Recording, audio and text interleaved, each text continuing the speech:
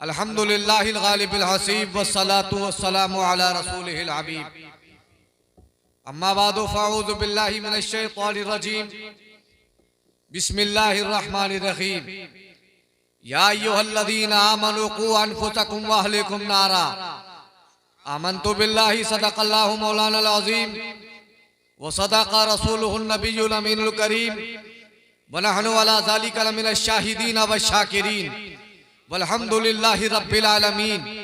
निहायत अदब व एहतराम के साथ आगे से लेके पीछे तक, दाएं से लेके बाएं तक पूरा मजमा नबी और आले नबी की बारगाह में बुलंद आवाज से जी लगाकर दुरूद व सलाम का तोहफा पेश करें। पढ़े आवाज़े बुलंद दुरूद शरीफ। अल्लाहुम्मा सल्ली अला सय्यिदिना व शफीना व नबीना व मौलाना मुहम्मद व बारिक व सल्लिम व आलिहि व बारिक व सल्लिम सल्लल्लाहु अलैहि सलातु व सलाम या रसूलल्लाह सल्लल्लाहु ताला अलैहि वसल्लम।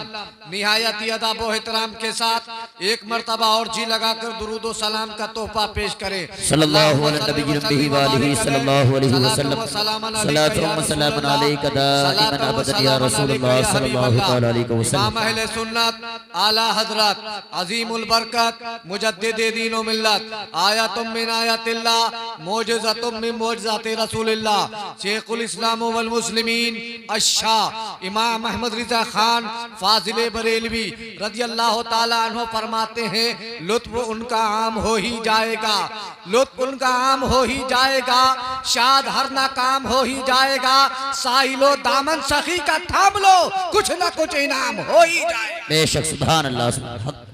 साहिलो दामन सखी का थाम लो, कुछ ना कुछ इनाम हो ही जाएगा। ऐ रजा हर काम का एक वक्त है, दिल को भी आराम हो ही जाए। बेशक सुभान अल्लाह। ऐ रजा हर काम का एक वक्त है, दिल को भी आराम हो ही जाएगा। हजरात, आज का यह अजीम शान इजलास जिसमें हम और आप हाजिरी की सआदत हासिल कर रहे हैं, अल्लाह रब्बुल इज्जत हमारी और आपकी हाजिरी को कबूल फरमाए। और जनाब मोहतरम रफी भाई साहब ने इस महफिल पाक का इनेकाद किया है। इनके मदरसे से आज जो तालबात फारिग हो रही हैं, जिनकी लिदा पोशी होगी, अल्लाह ताला इनके इदारे को दिन दुगनी रात चौगनी तरक्की अता फरमाए। आमीन आमीन सुभान अल्लाह। हमारा और आपका परवरदिगार जल्ला मजदूहु इरशाद फरमाता है, या अय्युहल्लज़ीना आमनू क़ू अनफुसकुम व अहलिकुम नारा। ए ईमान वालो, अपने आप को और अपने घर वालों को जहन्नम की आग से बचाओ। बेशक जहन्नम की आग से बचाओ, आग से बचाओ। जब यह आयत करीमा नाजिल हुई, अल्लामा जलालुद्दीन सयूती रहमतुल्लाह ताला अलैह अपनी किताब दुर्र मंसूर शरीफ के अंदर नकल फरमाते हैं कि सहाबा इकराम रिदवानुल्लाहि तबारक व तआला अलैहिम अजमईन ने बारगाहे रिसालत मां अलैहिस्सलातु वस्सलाम ने अर्ज किया, या रसूल अल्लाह, इसका आग से बचने का मतलब क्या है, बचाने का मतलब क्या है? पैगंबर आज़म अलैहिस्सलातु वस्सलाम ने इरशाद फरमाया, आग से बचने बचाने का मतलब यह है कि अपने घर वालों को उन कामों का हुक्म दो जो रब को राजी करने का सबब हो, और उन कामों से रोका जाए जो रब की नाराजगी का सबब हो। यही वजह थी कुरान पाक के अंदर अल्लाह पाक ने इरशाद फरमाया, ऐ लोगो, खुद भी नमाज पढ़ो, अपने घर वालों को भी नमाज की ताकीद करो। सैयदना सरकार फारूक आज़म रज़ियल्लाहु ताला अन्हु रात भर इबादत किया करते थे। जब फजर का वक्त होता था, अपनी अहलिया को जगाते हुए जाते थे कि उठ जाओ, नमाज़े फजर का भंग हो गया है। अल्लाहू अकबर। ये आयत करीमा जब नाज़िल हुई है, सहाबा इकराम ने बारगाह रिसालत में अर्ज कर दिया है सुभान अल्लाह, इसलिए कि सरकार कुरान पाक के अंदर अल्लाह पाक ने इरशाद फरमा दिया कि अपने आप को भी बचाओ, अपने घर वालों को भी बचाओ। तिरमिज़ी शरीफ की हदीस पाक है, हजरत अब्दुल्लाह इब्ने मसूद रज़ियल्लाहु ताला अन्हु से रिवायत है, जब कयामत का दिन होगा, रब की अदालत होगी, सूरज समन्ने पर होगा, बहता हुआ पसीना होगा, कोई किसी का पुरसाने हाल नहीं होगा, तब बारगाहे परवरदिगार में सवाल जवाब होंगे, तो रब के ताकतवर फरिश्ते झगड़े में होंगे। सरकार हदीस पाक के अंदर छाप फरमाते हैं कि परवरदिगार आलम से पूछेगा कि बताओ दुनिया तुम्हें जो जिंदगी दी गई थी उसके बारे में तुमने क्या किया, जो उम्र तुम्हें दी गई थी वो उम्र तुमने कहाँ लगाई। हजरात उम्र के बारे में पूछा जाएगा। मुफ्ती साहब किबला मौजूद है, आप पूछ सकते हैं। तिरमिज़ी शरीफ के अंदर ये हदीस पाक मौजूद है, हत्ता युसअलु अन खम्स, जब तक 5 चीजों के बारे में पूछ नहीं लिया जाएगा, छोड़ा नहीं जाएगा। मुलामान के खुश अकीदा सुन्नी मुसलमानों, इस इजलास में आप आए हो तो जरा गौर से सुनते चले जाओ। उम्र के बारे में पूछा जाएगा, आपकी जवानी के बारे में पूछा जाएगा। हजरात अगर किसी ने अपनी जिंदगी को, अपनी उम्र को इबादत और रियाजत में गुजारा होगा, तस्बीह और तहलील में गुजारा होगा, तो वो जवाब दे सकेगा ये तो जिंदगी का मामला हो गया। यही वजह थी बारगाह रिसालत महब अलैहिस्सलातु वस्सलाम ने सहाबी रसूल गुजार हुए थे, या रसूल अल्लाह दुनिया में सबसे बेहतर आदमी कौन है? सरकार ने इरशाद फरमाया था मन ताला उम्रुहु व हसुन अमलुहु, जिसकी उम्र लंबी हो, अमल अच्छा हो, वही दुनिया में सबसे बेहतर आदमी है। फिर सहाबियत गुजार हुए, या रसूल अल्लाह दुनिया में सबसे बेकार आदमी, बुरा आदमी कौन है? सरकार ने इरशाद फरमाया मन ताला उम्रुहु व अमलुहु, जिसकी उम्र लंबी हो, अमल बुरा हो। तो पता चल गया बारगाहे खुदाबंदी में, बारगाहे मुस्तफाबी में वही आदमी मकबूल है, वही आदमी महबूब है जिसकी उम्र भी लंबी हो, अमल भी अच्छा हो। और बारगाहे खुदाबंदी में वही आदमी मरदूद है, बारगाहे मुस्तफाबी में मरदूद है जिसकी उम्र भी लंबी हो, अमल भी बुरा हो। तो पता चल गया पहले उम्र के बारे में पूछा जाएगा, फिर हुस्न जमाल जो दिया गया था, ताकत और कुव्वत दी गई थी, जो जवानी की बहारें दी गई थी, जो शबाब दिया गया था, उसको तुमने कहाँ लगाया? खूबसूरती का इस्तेमाल कहाँ किया? ताकत का इस्तेमाल कहाँ किया? जवानी का इस्तेमाल कहाँ किया? वो बताओ। जब तक पूछ नहीं लिया जाएगा, छोड़ा नहीं जाएगा, रब के ताकतवर फरिश्ते झगड़े में होंगे। इसलिए अपने घर वालों, अपने आप को भी जहन्नम की आग से बचाओ, अपने घर वालों को भी जहन्नम की आग से बचाओ। अगर कोई बेनमाजी हो, नमाज की ताकीद करो। अगर कोई कुरान ना पढ़ता हो, कुरान पढ़ने की ताकीद करो। अगर कोई रमजान शरीफ के में रोजा ना रखता हो, उसे रोजा रखवाओ ताकि तुम खुद भी बच सको, उसे भी बचा दो। बेशक सुभान अल्लाह, बहुत खूब। ये तो 2 चीजें हो गई। अब पूछा जाएगा कि तुमने ये माल कमाया कैसे? जी जी बेशक। ये बताओ, ये माल कमाया कैसे, ये बताओ। अगर जायज तरीके से माल कमाया होगा तो मंजिल आसान हो जाएगी, वरना मामला गड़बड़ा जाएगा।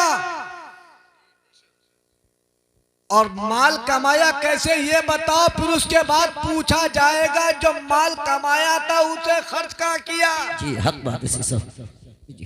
खर्च कहाँ किया ये भी बताओ। गलत जगह पैसे का इस्तेमाल किया होगा तब पता चल जाएगा। अगर आपने मदारी से इस्लामिया पे खर्च किया होगा तो आपको उसका फायदा मिलता हुआ नजर आएगा। बेशक बेशक हक बात। बात जहन में आई। मुफ्ती साहब किबला मद्दिज़िल्लुहु नूरानी से आपने इल्म दीन की फजीलत पर बहुत अच्छी नसीहत आमेज कलमात सुने। मुनब्बहात इब्ने हजर के अंदर अल्लामा इब्ने हजर अस्कलानी फरमाते हैं, अलैकुम बिमजालसतिल उलमा, कई लोगों अपने ऊपर लादिम कर लो उलमा के पास बैठना और उनका हिकमत भरा कलाम सुनना, इसलिए कि अल्लाह ताला मुर्दा दिल को हिकमत के नूर से जिंदा फरमा देता है। जिस तरीके से बंजर जमीन को बारिश के पानी से जिंदा फरमाता है, उलमा के पास बैठना लादिम करो, तभी तुम्हें फायदा हासिल होगा। उलमा की सोहबत इख्तियार करो। ये उलमा इकराम है, इनका मकाम क्या है? हजरत अब्बास रज़ियल्लाहु ताला अन्हु फरमाते हैं कि आम जन्नतियों से ये उलमा 700 दर्जे ऊपर होंगे और हर दर्जे का फासला 500 साल का होगा। इनका ये मकाम है। उलमा के पास बैठा करो, इल्म दीन हासिल करो, बच्चों को कुरान का कारी बनाओ।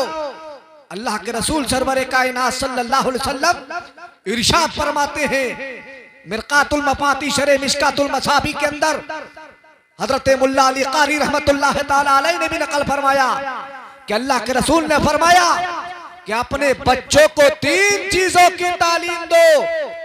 नंबर 1, अपने नबी की मोहब्बत की तालीम दो।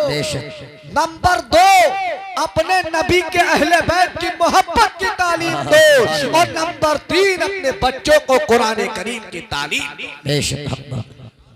जब आपका बच्चा कुरान पढ़ेगा, कुरान पढ़ने वाला होगा, तो यकीनन वो आपके लिए नजात का जरिया बनेगा। आपके दुनिया से जाने के बाद आपके लिए ईसाले सवाब करता हुआ नजर आएगा। एक हर्फ पढ़ने पर, लफ्ज़ अलिफ लाम मीम पढ़ने पर 30 नेकियां मिलती है। तफसीर नसफी के अंदर अल्लामा नसफी फरमाते हैं कि लफ्ज़ अलिफ लाम मीम एक हर्फ नहीं बल्कि 3 हर्फ है। और सिर्फ लफ्ज़ अलिफ लाम मीम पढ़ने पे 30 नेकियां मिलती है। तो जिसका बच्चा कुरान का कारी होगा, कुरान पढ़ने वाला होगा, उसकी नेकियों का आलम क्या होगा। एक खत्मे कुरान पर 4000 फरिश्ते आमीन कहते हैं। जब वो रोज कुरान पाक पढ़ेगा, रोज खत्म करेगा, तो कितनी नेकियों का आलम। सुभान अल्लाह, सुभान। यही चंद बातें हैं। अल्लाह रब्बुल इज्जत इस इदारे को तरक्की अता फरमाए। आमीन आमीन आमीन। और आप हजरात को ज्यादा से ज्यादा अपने बच्चियों को जेवर इल्म से आरास्ता करने की तौफीक और रफीक अता फरमाए। आमीन आमीन। क्योंकि जो इल्म हासिल करता है वही बुलंद मकाम हासिल करता है। इल्म हासिल करने वाले का मकाम यह है कि वो झोपड़ी में रहने वाला हो, तो अल्लाह ताला उस झोपड़ी में रहने वाले को इल्म की बरकतों से आसमान की बुलंदी पे पहुंचा दे। बेशक बेशक, सुभान अल्लाह, सुभान अल्लाह। इल्म का बहुत ऊंचा मकाम है, आलिम रब्बानी का बहुत ऊंचा मकाम है। और आप यकीन मानिए, जब कोई बच्ची ज़ेवर इल्म से आरास्ता होगी तो यकीनन उसका घर गुलजारे जन्नत बनता हुआ नजर आएगा। तो यही गुजारिश है कि ज्यादा से ज्यादा अपने बच्चों को इल्म दीन हासिल कराइए, ज़ेवर इल्म से आरास्ता कराइए, फराइज वाजिबात सुनन और मुस्तहबात का पाबंद बनाइए। इसलिए कि जब आप फराइज वाजिबात सुनन मुस्तहबात को वक्तों पैदा करने वाले होंगे तो यकीनन आपके घरों में भी खैरात व बरकत का नुज़ूल होगा। कुरान खुद भी पढ़िए ताकि घरों से बलाएं खत्म हो जाए और खैरात व बरकत का नुज़ूल हो जाए।